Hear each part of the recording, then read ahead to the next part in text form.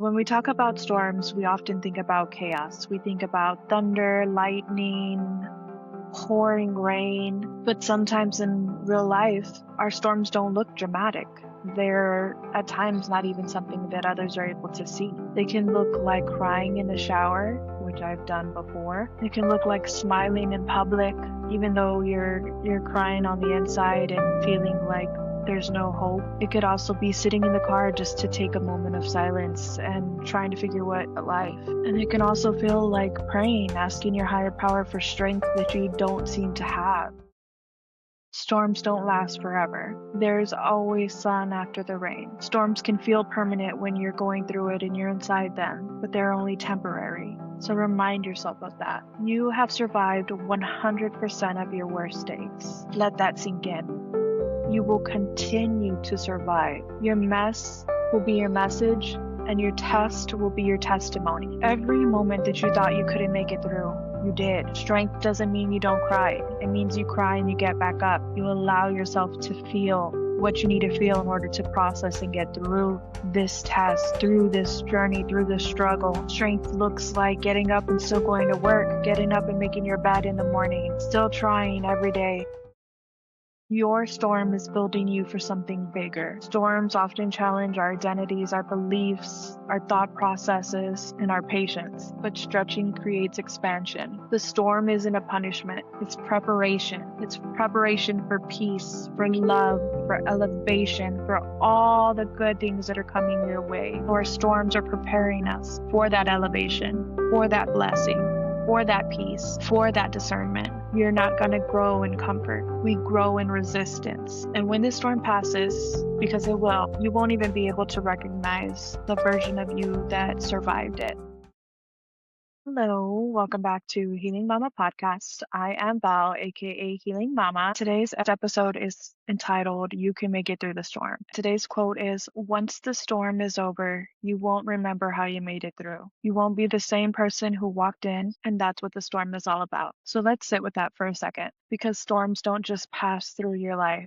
They pass through you. They pass through your soul, your mind, your body. And I don't know what kind of storm you're going through right now. Maybe it's a breakup, maybe it's financial pressure, stress, maybe it's feeling of loneliness, maybe it's motherhood and parenthood altogether. Maybe it's healing from something that nobody even knows about, that you're carrying on your own. But I want you to know, if you're listening to this today, you can make it through this storm. You will make it through this storm. Just take a deep breath, inhale and exhale, releasing everything that doesn't serve your greatest and highest good. And ask your higher power to guide you through the storm, to show you what it is that you need to see during this time, during this challenge. And I can tell you from experience, I have gone through storms to where I have felt like there was no end in sight. I didn't know how I was going to see the next day, how I was going to make it through to the next day, because I was struggling that bad. And now I look back and I'm like, wow, I made it through. Not only did I make it through, I'm able to look back and see how far I've come and how much I've learned and grown from those struggles that I thought that I was never going to see the end of, or that made me feel like I was so overwhelmed in life that there wasn't a point. You're still here, you're still living, you're breathing, and that means something. That means that your higher power has a purpose for your life, and you're not done yet. So when we talk about storms, we often think about chaos. We think about thunder, lightning, pouring rain. But sometimes in real life, our storms don't look dramatic. They're at times not even something that others are able to see. They can look like crying in the shower, which I've done before. It can look like smiling in public, even though you're crying on the inside and feeling like there's no hope. It could also be sitting in the car just to take a moment of silence and trying to figure what life. And it can also feel like praying, asking your higher power for strength that you don't seem to have. Storms can be a divorce, it could be a separation, a breakup, it can be losing your job, losing yourself, it could be anxiety, depression, it can be your kids are growing up and it's scary. Empty nesters. What does that look like? What is that life going to look like? I've been recently going through that as well. It could be grief. It could be rebuilding your identity now that you're working through healing and you really don't truly know who you are. You could be outgrowing people that you thought were going to be in your life forever. So some storms are loud, some storms are silent. They shake something in our core, in our mind, our body, our soul, our spirit, not knowing how long it's going to last. And let's be honest, sometimes uncertainty can feel more dreadful than the situation itself. But here's the truth. Storms don't last forever. There's always sun after the rain. Storms can feel permanent when you're going through it and you're inside them, but they're only temporary. So remind yourself of that. You have survived 100% of your worst days. Let that sink in. You will continue to survive. Your mess will be your message, and your test will be your testimony. Every moment that you thought you couldn't make it through, you did. Strength doesn't mean you don't cry. It means you cry and you get back up. You allow yourself to feel what you need to feel in order to process and get through this test, through this journey, through this struggle. Strength looks like getting up and still going to work, getting up and making your bed in the morning, still trying every day. And sometimes we're not weak, we're just tired, we're exhausted from the storm, we're exhausted from the challenge that we're going through. And sometimes we just need to allow ourselves to rest. You are stronger than you give yourself credit for, even when sometimes you don't feel as strong. You're enduring. Your endurance is strength in motion. Sometimes storms are meant to reveal certain things. Who's truly there with you, who's by your side, what you value in life and what you don't, what needs healing, what needs boundaries. But sometimes all it is that you're just making space for what serves your greatest and highest good. You're making room for alignment. You're making room for growth. You're making room for peace. Remember, growth is uncomfortable and healing is messy. Allowing yourself to ugly cry, to sit and journal for minutes or hours, whatever your soul needs. It's confronting parts of ourselves that we've been avoiding for so long, but the best part is that clarity lives on the other side, and with that comes power. Encouragement is beautiful, but having tools is powerful. So I've listed out some tools to help you get through some of your storm. The first one is separate fear from fact. Our minds love to play storyteller, loves to harp on the negative side of things. So when your mind is spinning and you're going crazy, ask yourself, is this really happening or is this my mind and the negative self-talk? Because fear can feel real, but just because it feels real doesn't make it the truth. Number two, control what you can. You can't control other people. You can't control outcomes. You can't control timing, but you can control your response, your boundaries, your effort,